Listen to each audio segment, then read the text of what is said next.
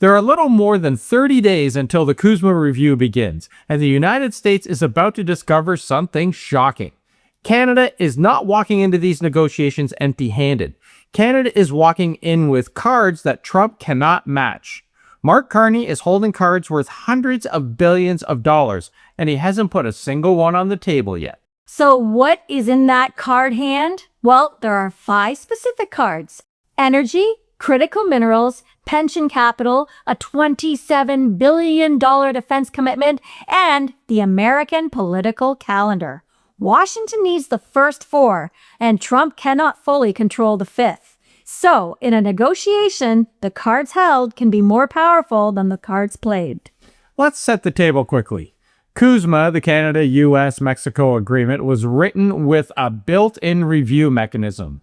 Both sides agreed to it. All sides agreed to it, actually. All sides knew this moment was coming.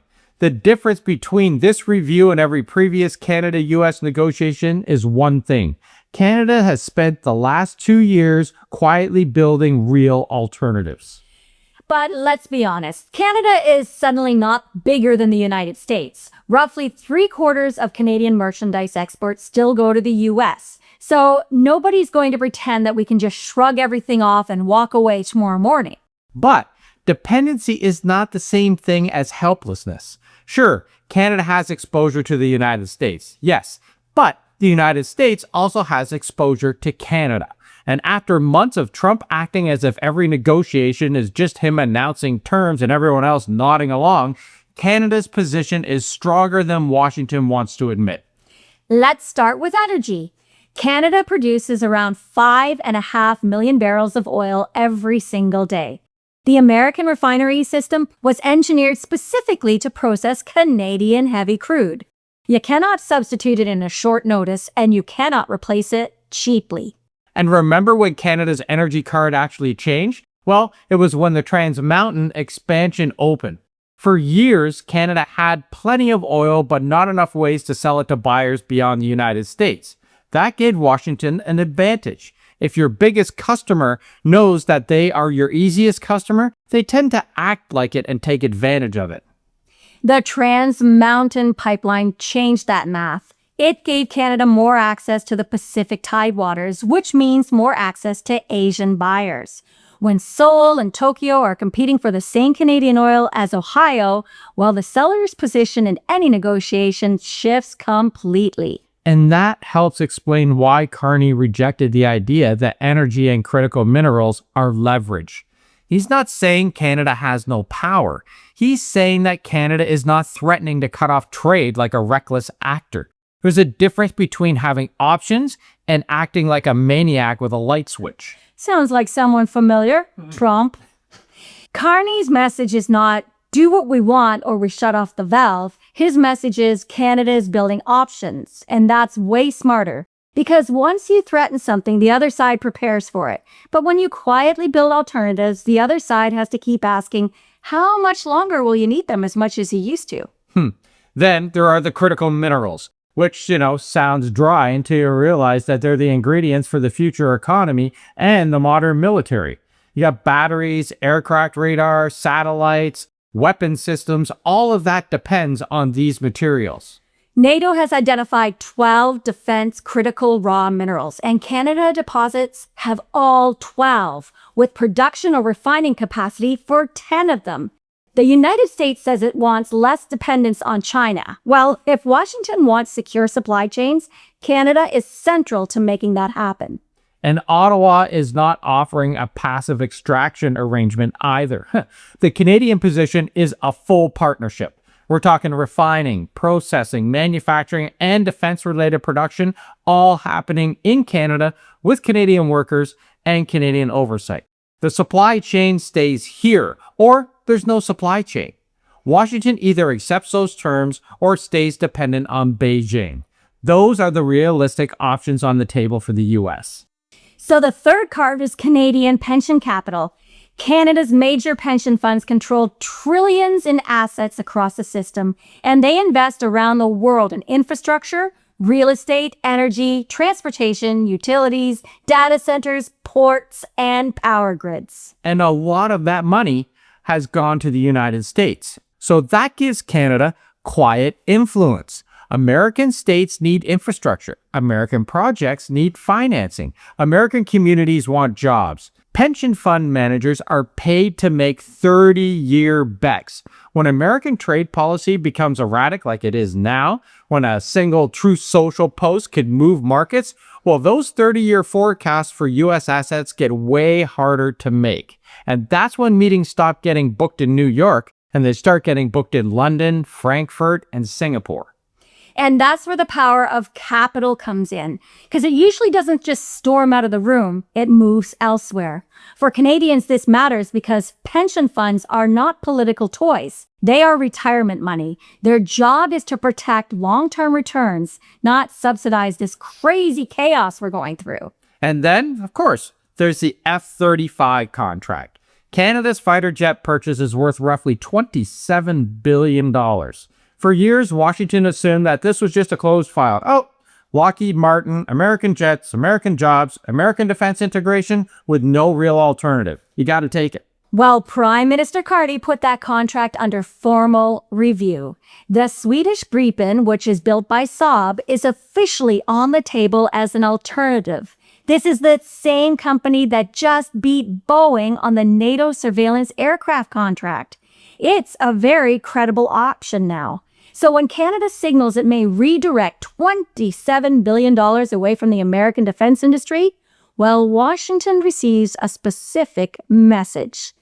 Trust between these two countries is conditional, and trust has a price. Yeah, the review itself is in the communication. You don't formally reassess a $27 billion commitment unless the message behind it is real. Carney doesn't need to cancel the contract.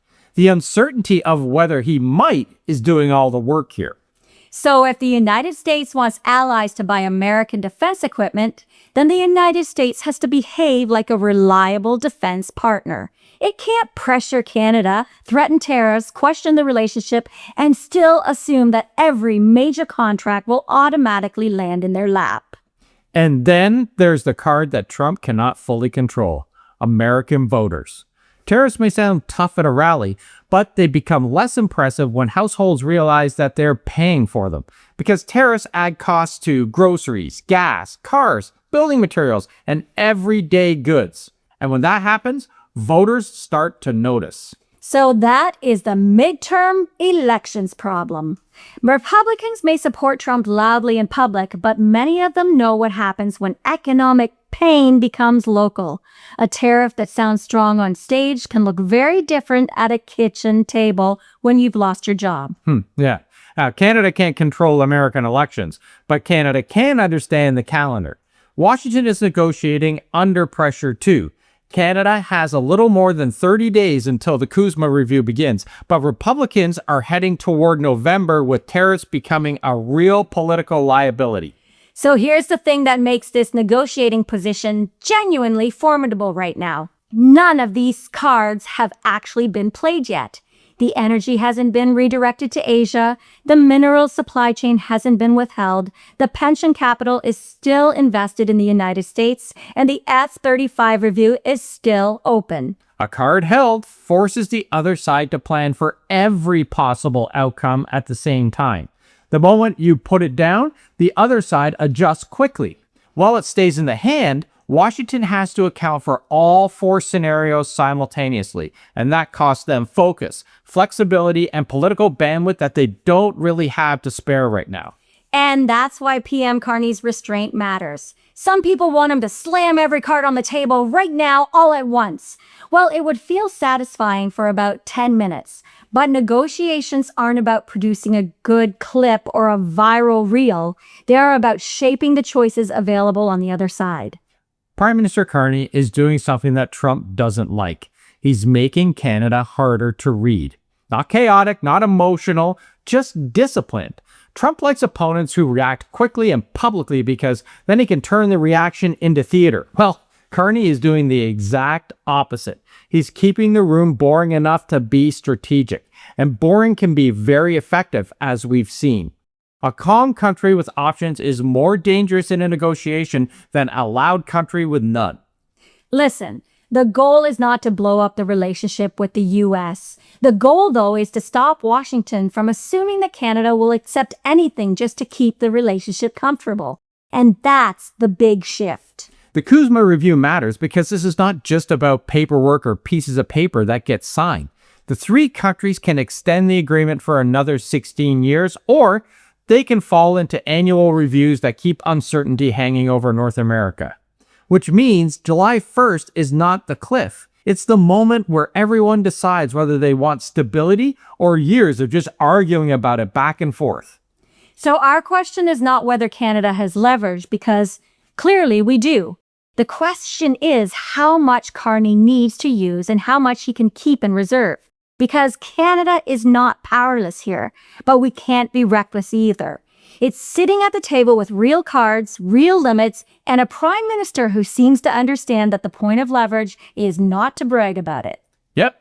With only small time left, Carney does not need to play every card. He needs to make sure that Trump understands they're there. Canada holds the cards. The question is, how many will Prime Minister Carney need to play to win? So that's a lot of information. Let us know what you think. Are all these cards going to come into play in the next 30 or so days, or does he hold more of them close to his chest? Let us know in the comments below and share this, hype it, like it, and subscribe if you aren't already there. Thanks for watching, everybody, and we'll see you tomorrow. Ciao for now.